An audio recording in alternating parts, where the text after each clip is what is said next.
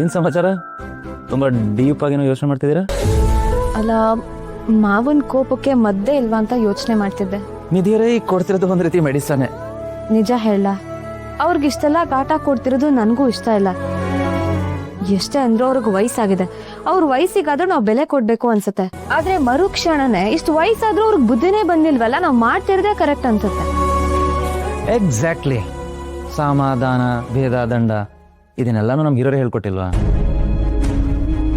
ಮೊದಲು ನಿಧಾನ ಕೇಳಕ್ಕೆ ಟ್ರೈ ಮಾಡಬೇಕು.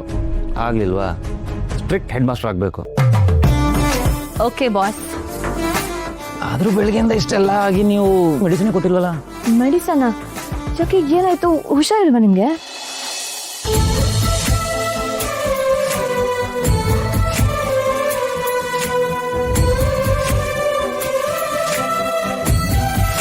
ನಿಮ್ಗೇನು ಅರ್ಥನೇ ಆಗಲ್ವಲ್ಲ ರೀ. ನಾನು ಕೇಳಿದ್ದು ಈ ಮೆಡಿಸನ್.